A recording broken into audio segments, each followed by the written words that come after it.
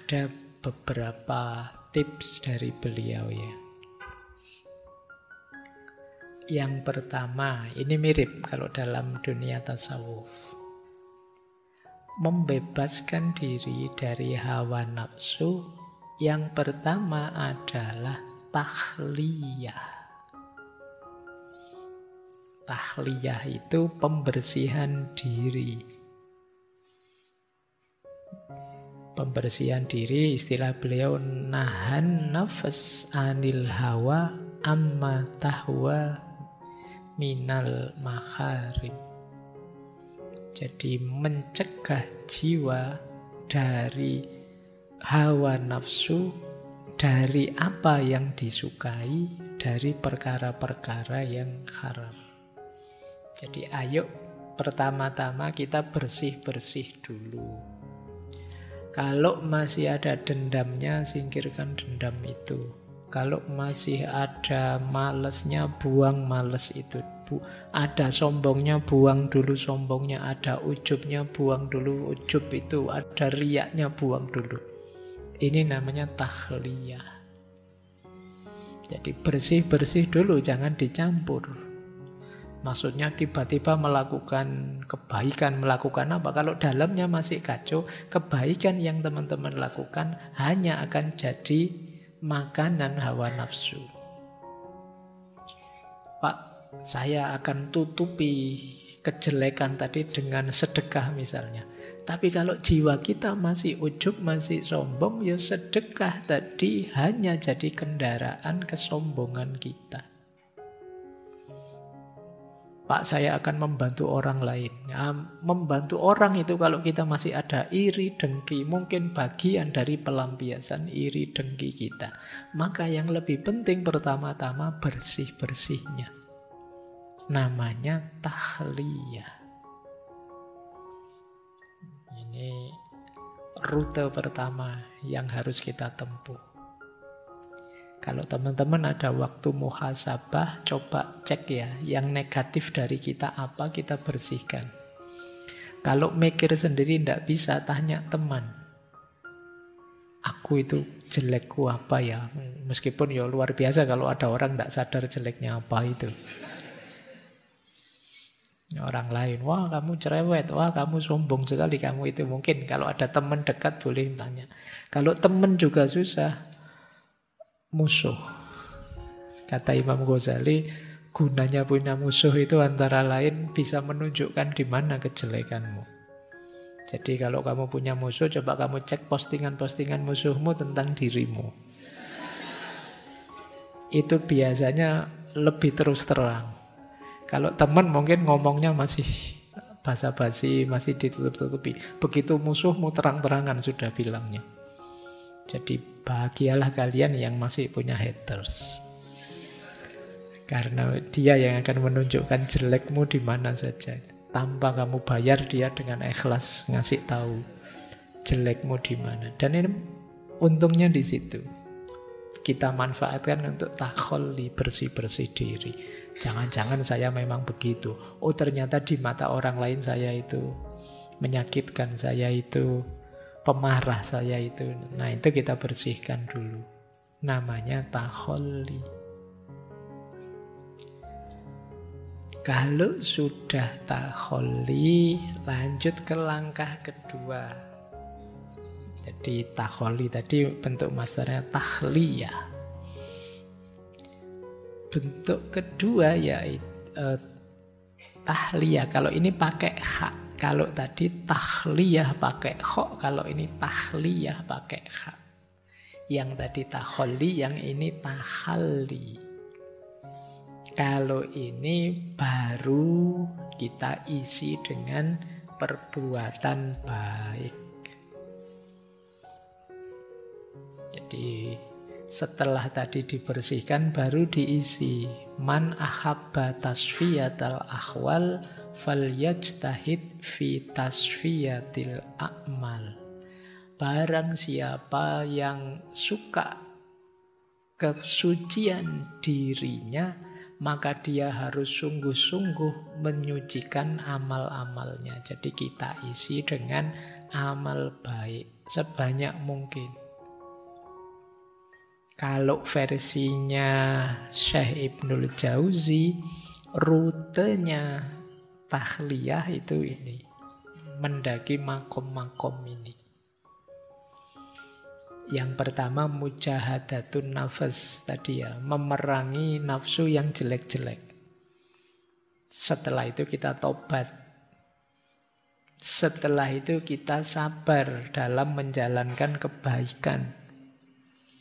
Setelah itu kita muhasabah, mengevaluasi apa yang masih kurang, apa yang keliru dari yang sudah saya jalankan selama ini. Setelah itu tafakur, merenungi diri. Merancang apa yang harus aku lakukan, apa yang jangan aku lakukan. Kemudian kita hiasi kebaikan itu dengan khauf, rasa takut pada Allah, sekaligus roja, harapan pada Allah. Puncaknya mahabbah. Ini saya jelaskan cepat ya, karena masing-masing nanti ada pembahasannya sendiri-sendiri. Tapi tidak malam hari ini.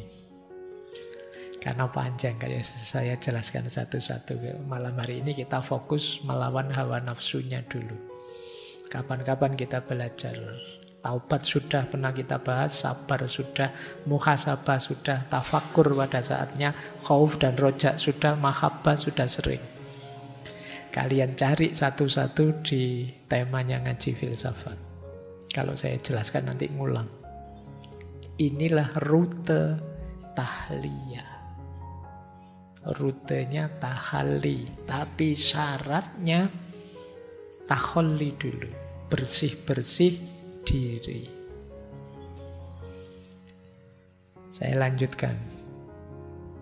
Nah, proses ketiga, istilah beliau kalau sudah tahliyah, sekarang tahqiq ubudiyah. Kalau tadi kan hubungan kita dengan Allah. Kita bersihkan diri, kita isi dengan kebaikan-kebaikan. Sekarang kita tahqiq. Tahqiq itu kita aktualkan diri kita yang sudah baik. Kita aktualkan dalam kehidupan sehari-hari. Ini namanya tahqiq ubudiyah. Jadi inilah nanti yang istilahnya Syekh Ibnul Jauzi disebut abid. Inilah seorang hamba yang sejati, yang hidupnya didedikasikan untuk ibadah kepada Allah saja. Ketika dia melakukan ibadah kepada Allah itu sebagai buahnya, otomatis dia jadi orang baik.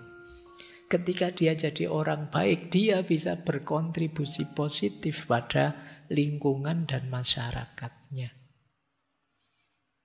Jadi abid itu jangan dikira orang yang ibadah saja terus di masjid saja isinya. Tidak begitu.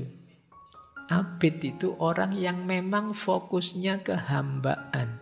Tapi dengan fokus kehambaan itu justru memuncak kemanusiaannya.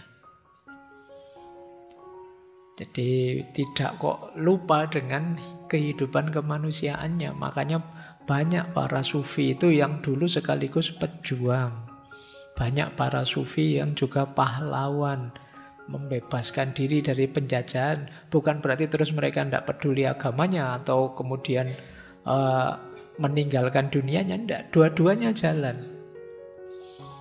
Menjadi manusia itu yang paling ideal adalah sekaligus menjadi hamba. Menjadi hamba yang paling ideal, ia menjadi manusia. Jadi ini satu paket sebenarnya. Itu kalau istilahnya Syekh Ibnul Jauzi tahqiqul ubudiyah. Jadi aktualisasi atau realisasi dari jiwa yang sudah bersih, sudah cuci dalam penghambaan kepada Tuhan. Jadi ini rutenya. Saya belum menjelaskan tipsnya ya. tahliyah gimana, tahaliyah gimana. Tapi diawali dari bersih-bersih, kemudian diisi dengan perbuatan baik, kemudian dibiaskan, diaktualkan dalam kehidupan sehari-hari. Inilah bukti bahwa kita sudah bebas dari jeratan hawa nafsu. Oke, baik. Kita lanjutkan sekarang tipsnya dari beliau. Caranya bagaimana kita lepas dari jerat hawa nafsu. Nah, ini sekarang kita mulai ya mempengaruhi diri kita sekarang. Untuk tidak terbelenggu lagi oleh hawa nafsu. Yang pertama, ini hubungannya dengan mindset kita. Mari kita sadari bahwa manusia itu tidak diciptakan hanya untuk melampiaskan nafsu belaka. Ini rumus pertama. Jadi ini kesadaran pertama. Jadi daya-daya nafsu tadi hakikatnya hanya bekal, hanya kekuatan untuk menuju target hidup yang lebih tinggi. Jadi sederhananya yang nomor satu, Syaikh Jauzi mau bilang, jangan berhenti di nafsu. Jangan berhenti di perut ke bawah.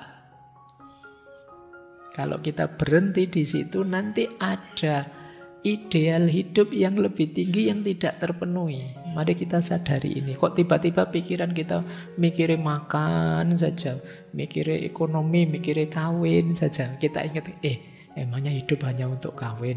Emangnya hidup hanya untuk makan? Enggak kan ya? Oh ya enggak. Ini biar kita tidak terbelenggu, bukan berarti terus kalau begitu enggak makan Pak, enggak kawin, enggak begitu. Penuhi secukupnya, jangan berhenti di situ. Jadi ini nasihat yang pertama. Kita sadari hidup tidak sekedar melampiaskan nafsu. Yang kedua, ini masih mindset. Mari kita sadari, kita pikirkan akibatnya. Kok kita merasa terbelenggu oleh nafsu? Entah nafsu apa saja. Emosi, dendam tadi loh, yang 17 tadi. Untuk biar tidak terbelenggu bebas, ayo kita pikirkan sekarang efeknya. Kalau saya sering bohong, efeknya apa ya? Mungkin tidak dipercaya orang. Kalau saya tidak dipercaya orang, sulit nanti saya dapat kerjaan. Kalau tidak dapat kerjaan, lebih mengenaskan hidupku. Ini namanya mikir efek. Kalau saya dendam terus sama orang, nanti saya tidak konsentrasi ini, tidak konsentrasi itu. Mikir orang itu saja, padahal dia tidak mikir saya. Kemudian waktuku habis tersita untuk menjatuhkan dia. Sementara teman-temanku yang lain berkembang, maju, sukses, berhasil. Aku stuck di situ. Kalau begitu jangan dendam lah. Ini namanya mikir efek atau akibat ketika kita terbelenggu oleh nafsu. Jadi jangan tertipu oleh nikmatnya sekarang, tapi efeknya besok. Kalau kita terjebak di 17 tadi, apakah birahi, ketamaan, kekuasaan, dan lain sebagainya. Mikir besok, jangan hanya mikir sekarang. Nah, itu bisa mengendalikan kita dari penjara hawa nafsu. Nah, kemudian kalau tadi memikirkan ya, kalau ini membayangkan. Mirip sebenarnya, cuma membayangkan dampaknya. Kalau dampak itu jauh mungkin lebih luas. Mungkin sampai nanti, kalau nanti ditiru anak cucuku gimana, kalau nanti keluargaku tahu gimana. Kalau ini lebih luas, namanya dampak. Kalau teman-temanku semua tahu gimana. Wong kita ini semua saling terkait. Misalnya saya melakukan korupsi, terus anakku sekolah ditanya, teman-temannya bapakmu korupsi ya, itu betapa malunya dia. Nanti kemudian teman kuliahku dulu menyapa, ini temanku dulu loh, tapi kok sekarang koruptor ya, temennya juga ikut malu. Jadi ini namanya mikir luas, mikir dampak. Jadi tidak sekedar kenikmatan, kesenangan hari ini. Ini salah satu cara untuk kita membebaskan diri dari jerat hawa nafsu. Kemudian membayangkan komentarnya orang. Itu kan apalagi hari ini, wow, kamu bisa dikeroyok netizen se-Indonesia. Kalau ketahuan kamu negatif, kamu jelek. Iya ya, nanti kalau semua orang ngomong jelek apa saya kuat ya? Kalau terbongkar ternyata saya curang, saya bohong, kuat enggak ya saya dikomentari orang kemana-mana, dilirik orang, disinisi orang. Nah, ini membuat kita tidak bisa terkendali dari jeratan hawa nafsu. Jadi membayangkan penilaian komentarnya orang. Kemudian yang nomor 5, menyadari bahwa nafsu itu sebenarnya kurang bernilai. Nah, kalau ini perlu ilmu kalau yang ini ya. Makanya penting terus kita belajar. Karena kadang-kadang dorongan jiwa yang negatif tadi, yang 17 tadi itu tidak kita sadari. Tapi begitu kita sadar, oh iya ya, ternyata kayak gini ini namanya pamer, namanya riya. Tidak penting sih sebenarnya, ngapain aku capek-capek ini. Nah, wong yo, teman-teman yang sudah suka padaku tidak terlalu butuh pamerku. Yang tidak suka padaku saya pameri apapun dia tetap tidak suka. Jadi ngapain sih aku capek-capek kayak gini. Nah ini namanya mikir. Jadi sadar bahwa ini kurang bernilai. Semua hal yang negatif ini mesti kurang bernilai. Nah ini coba ya kita balik mindset kita. Kemudian mari kita pikirkan juga betapa hebatnya orang yang menang melawan hawa nafsu, betapa hinanya orang yang kalah oleh nafsunya. Jadi kita kan bangga misalnya sapa wis yang menang melawan hawa Nabi Yusuf. Nabi Yusuf itu sudah diundang ke kamar, yujane yo pingin. Walaqad hammat bihi wa hamma biha. Sama-sama punya punya keinginan. Laula an ro'a burhana robbi. Tapi dia sadar, tidak boleh ini. Masih ingat peringatannya Tuhan. Jadi sukses, tidak tergoda. Meskipun ketika mau balik lari keluar, terus ditarik bajunya sehingga robek di belakang. Saya tidak bayangkan kalau kasusnya kalian mengalami momen begitu. Itu bisa kejadian beneran, malah mbok video ke mungkin ya. Yo Nabi Yusuf selamat. Dan kita kagum melihat yang seperti itu. Orang yang mampu menaklukkan hawa nafsunya itu mengagumkan. Mungkin teman-teman sering lihat ya ada kasus apa gitu, terus orang yang jadi korbannya dengan jiwa besar. Baiklah, tidak apa-apa, saya tahu memang tidak ada manusia yang sempurna, saya maafkan dia. Ini kan orang yang dia bisa balas, bisa menghukum, tapi dia memaafkan. Kita melihatnya mulia sekali orang itu, mau memaafkan. Mari kita ingat-ingat ini. Ternyata menaklukkan hawa nafsu itu mengagumkan. Orang melihatnya mulia. Nah, jadi ketika kita mau masuk ke ranah nafsu tadi, kita tersadarkan oleh ini.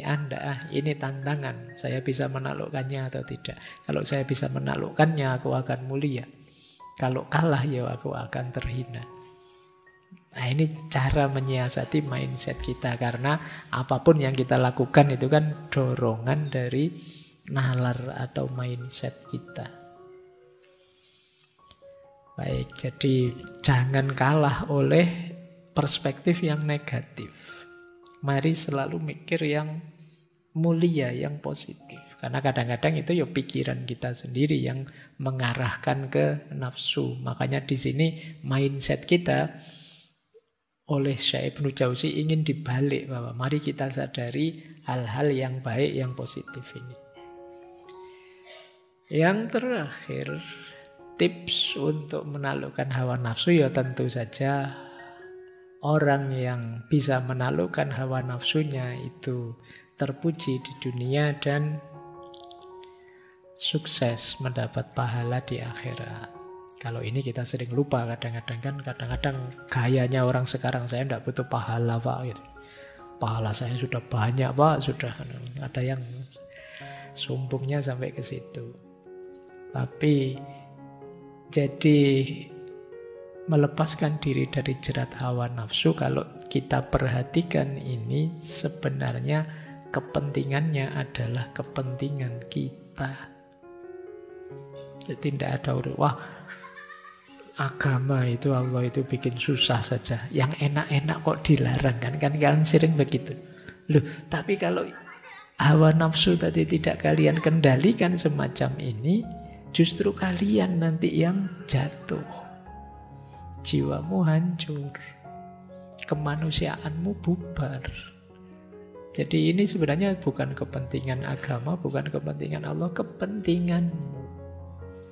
Oleh Allah ditegaskan, diarahkan padamu biar kamu bahagia dalam hidupmu, ya dunia ya akhirat. Jadi, kalau melihat rumus yang semacam ini.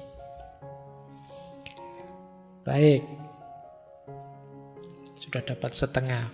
Ini masih teknisnya ya, belum filosofinya dari beliau. Paling tidak teman-teman sudah tahu ya bagaimana caranya untuk mengatasi jerat nafsu. Ternyata 1, 2, 3, 4, 5, 6, 7 itu kuncinya di mindset, cara kita berpikir, menggunakan akal kita dengan benar. Ini yang orang menyebutnya hikmah. Maka jangan mau kalau ada orang ngomong, ndak usah pakai akal, ndak usah mikir, sudah lo. Ini justru menata cara berpikir kita. Karena akal kita itu powernya luar biasa.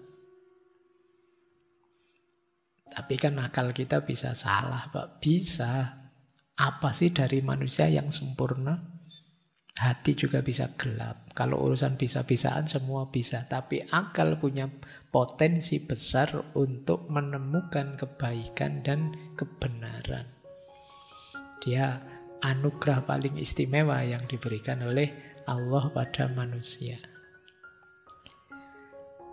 Baik, makanya nanti kan ada yang ayat itu yang bilang bahwa nanti penduduk surga itu penduduk neraka itu di antara ratapannya adalah mereka menyesal bahwa di dunia dulu mereka tidak berpikir. Wa qalu law kunna nasma'u au naqilu ma kunna fi ashabis sa'ir. Jadi penduduk neraka besok menyesal sekali, seandainya kami dulu mau mendengarkan dan mau berpikir, pasti kami tidak masuk neraka. Cuma karena akalnya jarang dipakai. Akhirnya ya salah ambil keputusan dan masuk neraka.